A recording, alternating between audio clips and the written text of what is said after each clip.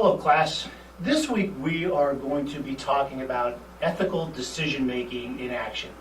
So a lot of times life comes at us pretty fast, right? And we're confronted with issues, and then we're making decisions, and sometimes those decisions are pretty quick, are pretty rash, and we really don't take the time to sit back and reflect on what are those processes that are going on, and what are all the components that are involved in this decision-making process. So this week we're going to put ethical decision-making in action.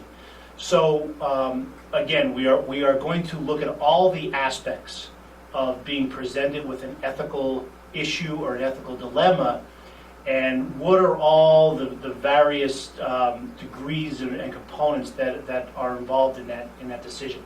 So we're going to first start talking about the role that emotion plays in our ethical decision making, and even the identification of ethical problems. So in the past, it was widely held belief that emotions really don't play any part in this. It's really just a cognitive exercise in identifying an ethical issue and addressing it. But more contemporary research shows that, yeah, emotions play a very, very big role in the identification of and then the proposed solutions to an ethical problem. Then we're going to move on to a model that was proposed by REST, and it really is a model on, and it includes the elements of ethical action. So we're going to progress through REST's model, and within each, there's 4 components that REST discusses. First is moral sensitivity is the first one, moral judgment, moral motivation, and moral character. Those are the 4 components of REST's model. So what we're going to do is we're going to progress through those. And we're going to talk about things like, first of all, moral sensitivity is, how are we able to identify when there's an ethical issue? They don't always present themselves with a nice ribbon and bow on them and say, hey, this is an ethical problem. You need to address me. So how do we go about that process of identifying what a moral or ethical issue is?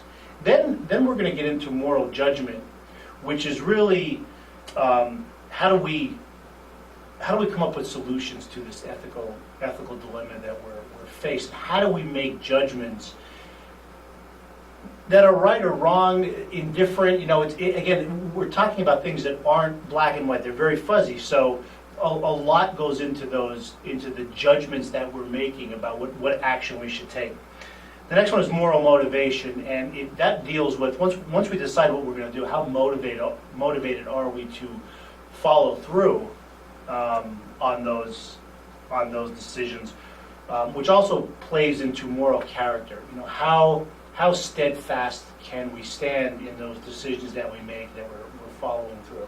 So through all of this, we're going to discuss things like ethical biases or cognitive biases that influence our decision making. We're going to talk about things like what is our level of ethical development, because all of these things absolutely play into identification of a problem, and then the identification of a solution, and then the follow through. So we will hit on each of those, and what I'll do is I'll try to break lectures up into each of the component parts of REST's model, because within each of those components are other research that feeds in and correlates to what REST was saying.